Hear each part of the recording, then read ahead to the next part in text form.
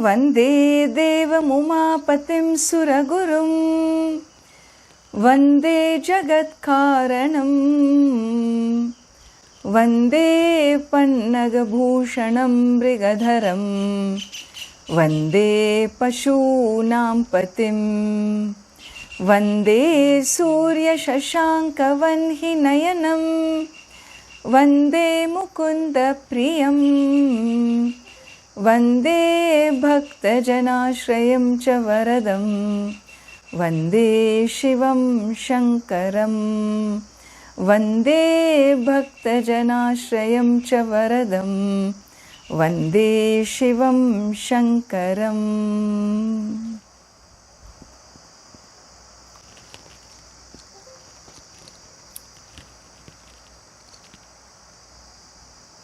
So today, continuing with our Shiva Manasa Puja series, here we have moved into the next level of prayer which is done by being in one's meditative posture and making your prayer more a internal meditative process through a upasana, through a proper systematic worship of the divine. And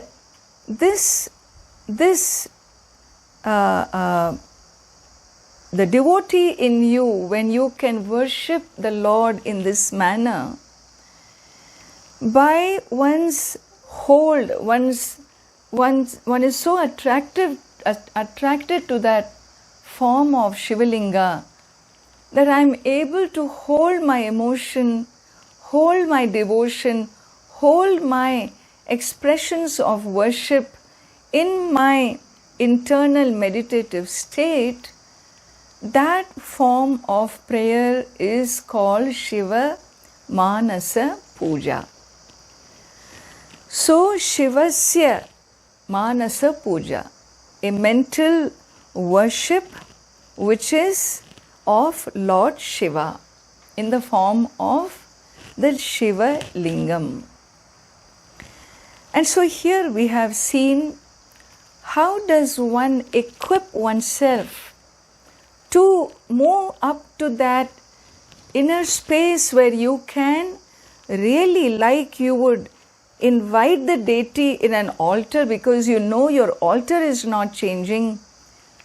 You have fixed the flowers and fruits and incense and all of that in one place, knowing that it is firm and it will remain where where you have positioned it. And step by step you would offer. And that kind of a detailed, meticulous, methodical process done in your inner space, mental space, is a power of prayer that you command in yourself. And we have seen all these few days as my introduction to Shiva Manasa Puja, the role, the place of Bahiranga sadhanas called Yama Niyama in the Yoga Sutras, and the Antaranga sadhanas, which is in a simple way defined as Asana Pranayama Pratyahara. Now we come to Dharana. And in this Dharana, you can hold the relationship of a devotee and have the resources, the tools to express your emotion of devotion when some things are clear about what is devotion expressed in a specific form of prayer. And so here we have seen in the past the 9 forms of worship was described as as different ways of connecting the devotee in you to the divine, to that infinite light. The 9 forms of worship called Navavidha Bhakti described Shravanam, Kirtanam, Chaiva, Smaranam, Padasevanam, Archanam, Vandanam, Dasyam, Sakhyam, Atmanivedanam. I had elaborated in another session on the power of prayers. Shravanam, Kirtanam, Chaiva, Smaranam, Padasevanam, Archanam, Vandanam, Dasyam, Sakhyam, Atma Nivedanam. And in these 9 forms of worship, I also pointed out different devotees who had taken to a specific expression of devotion. Some used Shravanam, listening to the stories of the divine and allowing it to touch your heart, stories of devotees, of saints, and their sacrifices and their love of the divine. What happened to them? Well, when those stories touch the devotee in you, you find yourself also expressing your devotion. And so each of this form of worship had different devotees expressed. And when it comes to a proper puja, the archana, I mentioned that the kings and the sages, they worship the Lord. Even in the Panchakshari prayer, we saw this offering flowers and offering incenses. This is the kind of worship with the materials of the creation that naturally emerge from Mother Earth. They are offered to the infinite being, and there is a systematic process of worship. I shared this with you in detail when we did Lingashtakam. And I said worship can be in 5 steps. The 5 steps representing the 5 elements. It can be 10 steps. It can be 16 steps. Or it can be 64 steps of worship.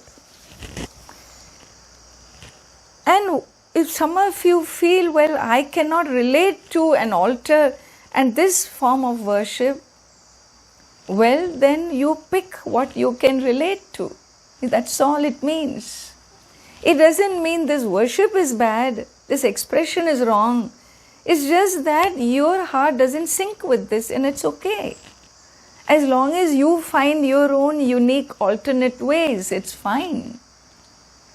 And that's the reason why it is also said in the Bhagavad Gita, Patram pushpam phalam toyam yome bhaktya prayachati tadaham bhaktyupahritam ashnami prayatatmanaha. The one who worships me with devotion, some offer a leaf, some offer a flower, some offer a fruit, some offer only water. Whatever you offer to the divine, as long as it is offered with bhakti, with devotion, Bhagavan says, I will receive, I will accept. I receive because the power of your devotion is behind your offering. And so it is not about you can only worship in this manner. The infinite being is not so small, mustard-minded to accept worship only in this manner. That is why religions which say that only my form of worship is correct and only my God is true God, it is in these days, in our global world, if today we don't awaken to owning up the planet as a family, if we don't own up the creation as being an expression of the infinite being, if we cannot own up that there is only one God, and that is not my God, that is our God, our divinity. If there is one infinite power that is a power for all life to live, if today we don't own up this, if in our philosophy, our ideology of globalization, this globalization, if it cannot own up this global principle of the universe, of that there is one omniscience, one universal law and order, one cosmic justice, one moral order, one humanity.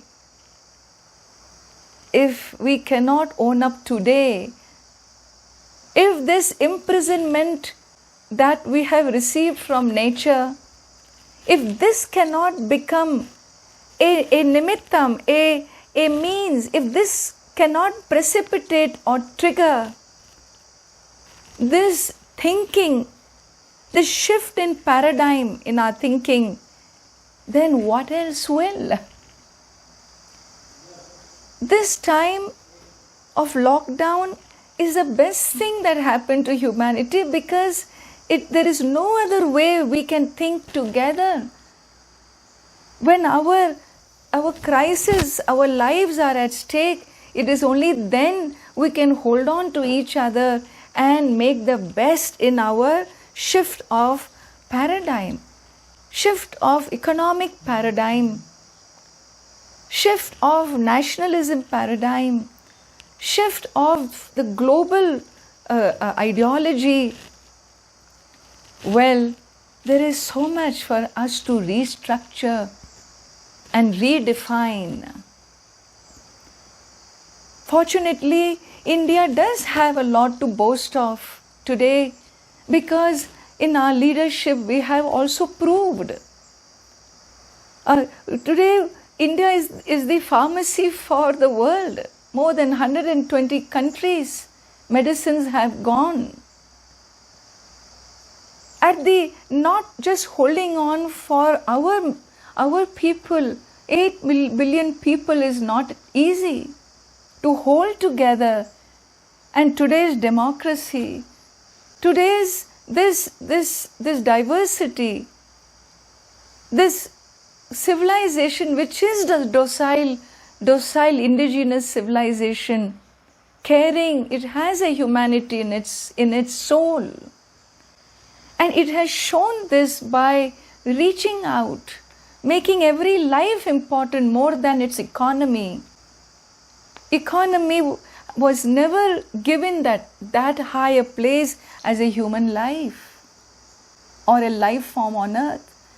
And today's leadership has shown that yes, despite our internal problems in the home front, we are able to think big and live as a big family on earth. Vasudha eva kutumbakam is the principle here.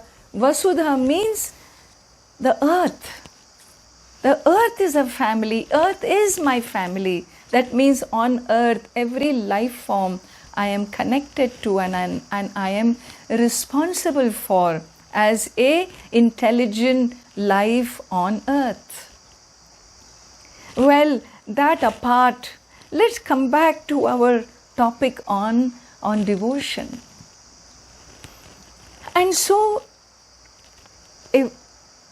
a faith,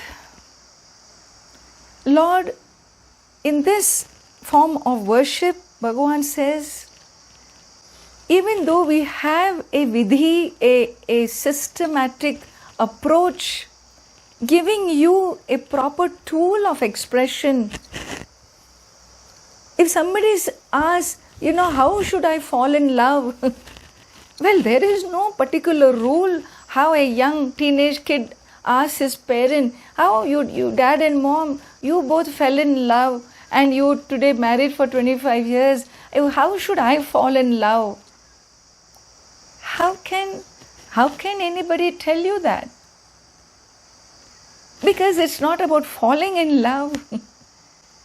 It's about you being able to sense that emotion in you. It's you being able to express what is there. It's you being able to understand there is so much internal, feeling-based, experience-based, context-based. When the context is right, you will know. That's all a parent can say. When the right person emerges, you will know. And if you have made a mistake, you will again relearn. And therefore, it is here Bhagavan says, no matter what you give me, when that love of a devotee is pure and true, whatever you offer is good enough. It will be received by me. And so, very, very beautiful. Yo yam tanum bhaktaha shraddhaya chitum ichchati tasya chalam shraddham tameva vidadhamyaham. In whichever form your shraddha emerges, your faith emerges, in whichever form your devotion emerges, Bhagavan says, I will bless that faith. I will accept, I will validate, and I will help you stabilize that faith in the infinite being. And so while on one hand we have a beautiful process of worship, which we have seen as 5-step, 10-step, 16-step, 64-step, because that process, when you imbibe a process, you learn to connect your spirit behind the form. The spirit of devotion gets connected to the form. Hey, I don't know how to tell the other one that I love her. What should I do? Don't you ask? What can you do? You cannot do somersault for her. What should you do? You will only take an expression which is commonly known in your generation, in the previous generations. And we know one thing for sure, that flowers somehow carry the sentiment of love. Somehow this seems to be commonly accepted in our culture. And especially if it is a red rose. It carries the love from the heart. It carries it as a postman and gives it to the other. And so how does this rose petal carry your love? Look at this. Rose is a rose, no? What does it have got to do with your love? You don't pick a blue rose and get the blues, or the yellow rose, or a pink rose. You go for that red rose, don't you? Well, because we, all of us by association, we have decided what? That this red rose is the best carrier of your love to your beloved. Is it not true? Who decided that? We decided. And so when you take this love, this rose, this form, and infuse it with your spirit, with your love for your beloved, and give it to the beloved, what happens? That beloved of yours also receives it and holds it to her heart, no? Because from that heart, that love with the rose has arrived in this heart.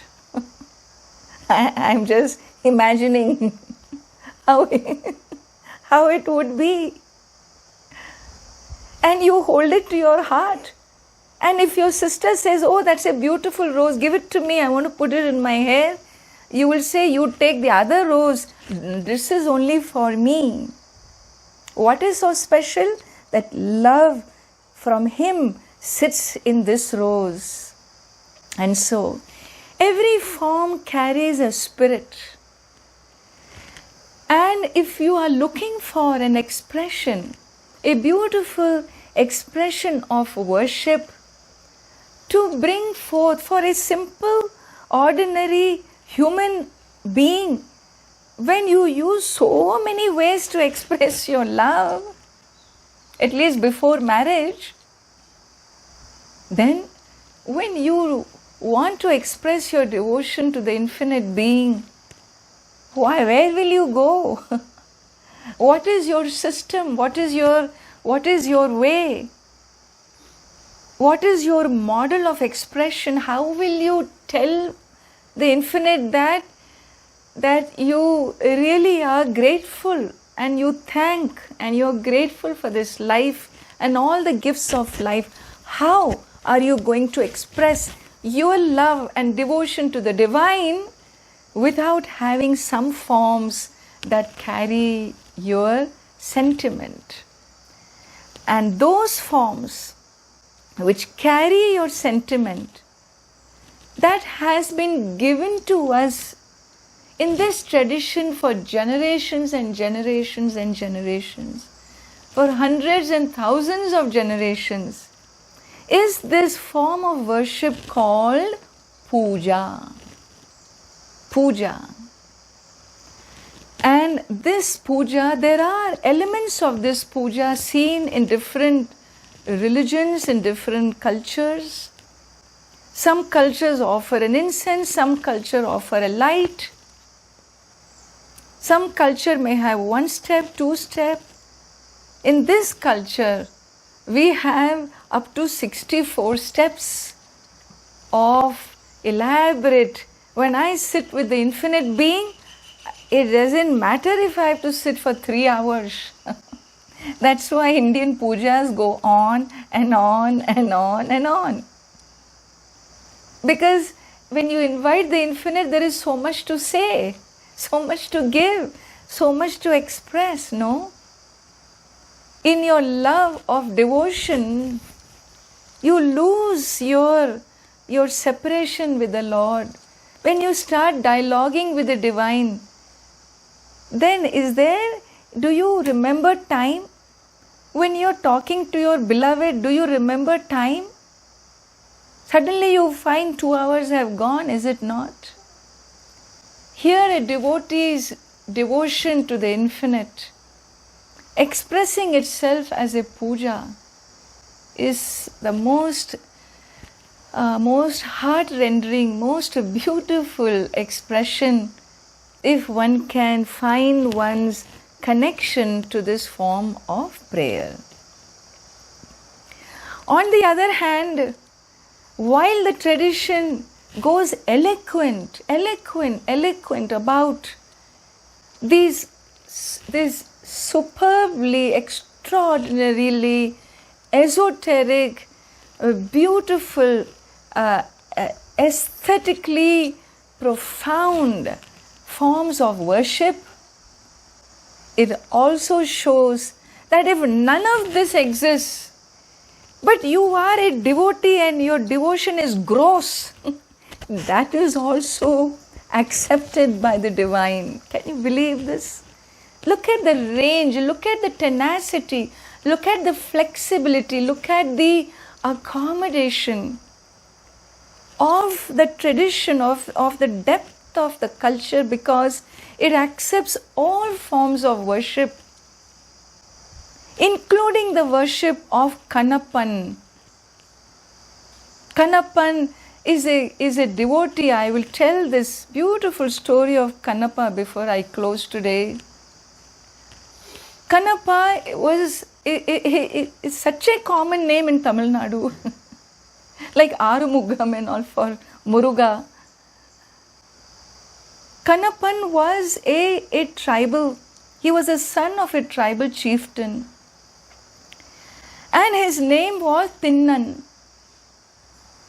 And this boy, because he was a son of a tribal, chieftain. He was trained in martial arts and whatnot and grows up to be a strong young man. Lives in the forest region near that Kalahasti temple. Remember I talked about the temple of Lord Shiva as 5 elements. In that, the element of air, Vayu, is in Kalahasti, I told, Andhra Pradesh, which was Tamil Nadu in those days. And so this Kalahastishwara Shiva, Shivalingam, in that hill, in those forests, was it this tribal family. And this boy grows up, and when that chieftain is getting old, he hands over the responsibility to Tinnan to take the tribe to the forest for hunting and so on. And this young man goes and successfully conducts many hunting expeditions.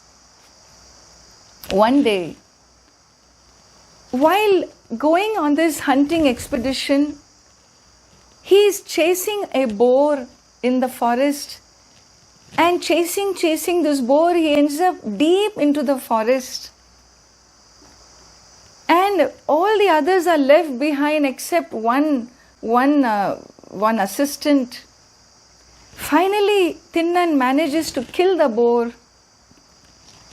And as he is carrying this boar back to the tribe for their food, he comes across this lingam, this beautiful lingam that draws his attention. He is so drawn to this lingam that he decides, you know what, this is Shivalinga. Why not I cook this boar here and I offer this meat to this Shiva. And so he stays there and cooks that dead meat and offers it to Lord Shiva, to that lingam. And he is so happy, and now it's time to go again. It's end of the day. But somehow Tinnan is not able to leave. He is so drawn to that Shivalinga. He sends his assistant away home and sends a message. Well, I am going to stay here for a few days with this lingam. You please go back and inform the tribe. And Tinnan does not return. Next day again he wants to do this worship to Lord Shiva.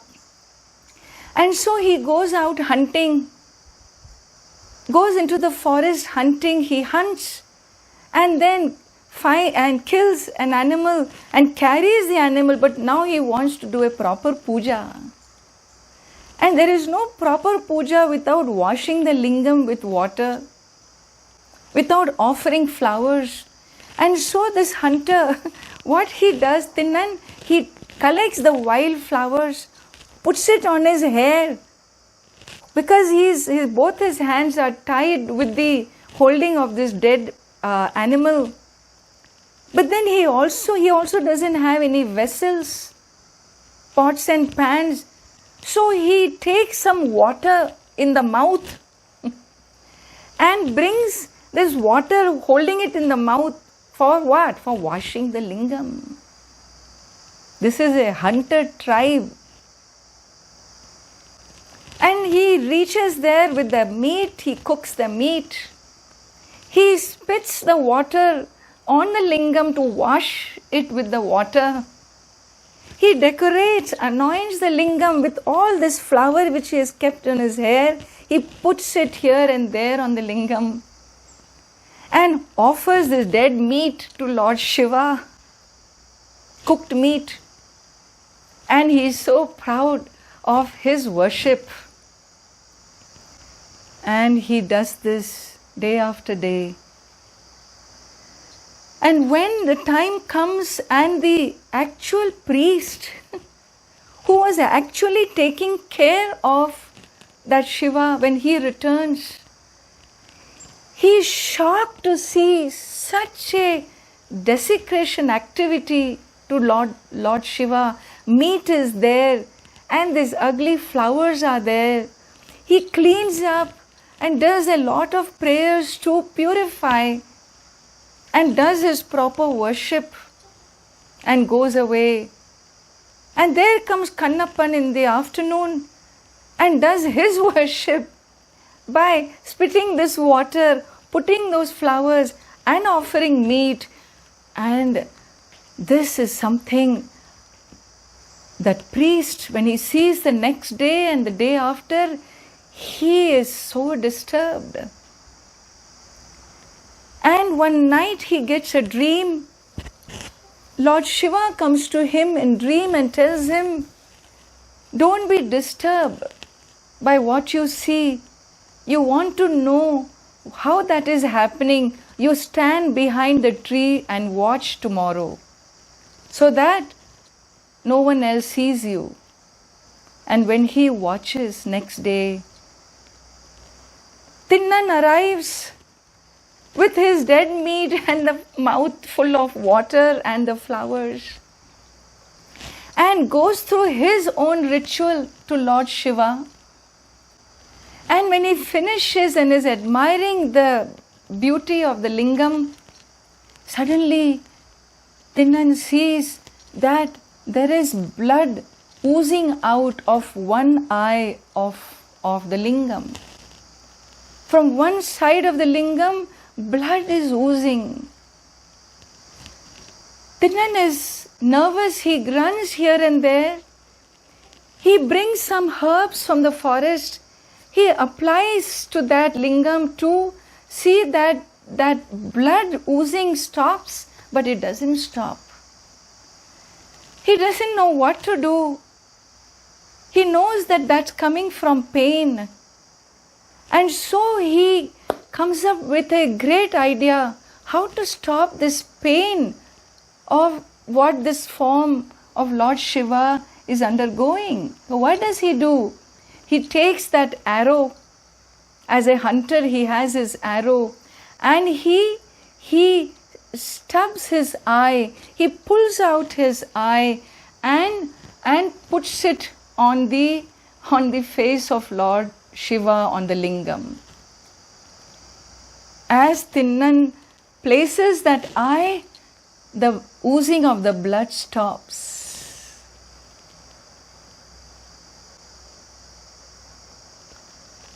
The oozing of the blood stopped. Tinnan is so happy that his solution, his medicine worked.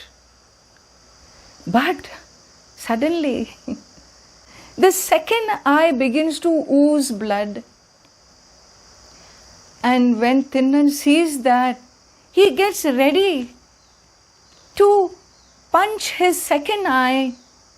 And he remembers, if this eye is also gone, how am I going to know where to place my second eye? So he lifts his foot and positions his thumb in the depression of the second eye.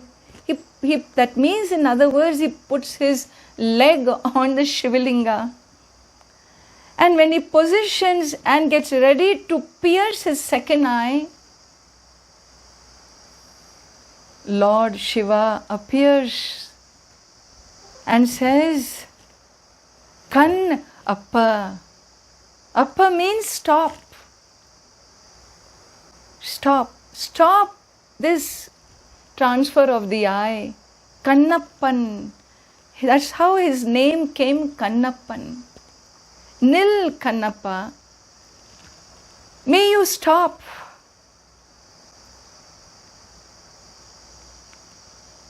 That is the Kannappa has already melted into Lord Shiva. Whether it is his body in pain or the divine body in pain, they both have become one for Kannappa. And Lord Shiva comes and blesses him with both the eyes. The first eye and second eye has been stopped from being plucked. And this priest sees this great, great devotion of Kannappa. Today, whenever we talk about devotion, we talk about Kannappa's devotion to Lord Shiva. In many temples in South India, we find this form, including Tiruvannamalai temple and all, you find the form of the Kannappa devotee with his one foot on Shivalingam, an arrow for the other eye. And in that posture, Bhagavan does not let him take the final step because he is already, his devotion has melted him to being one with the Lord. Kannappan is one of the 63 saints in the Shiva tradition, 63 saints of Tamil Nadu, who sits in the temples of Tamil Nadu. Where is that vidhi? My point was that rules and regulations of worship had no place in Kannappa's life, but his devotion reached the highest point. And so while the tradition also shows that a devotion of non-separation from the divine is really the destination of every devotee, still the culture provides a systematic process of devotion which one can imbibe and one can develop, and that use that form to connect your emotions so that this relationship becomes personal and very, very intimate to you. I close here, and from tomorrow we shall see verse by verse this beautiful unfoldment of Shiva Manasa Puja. Om Shanti Shanti Shanti.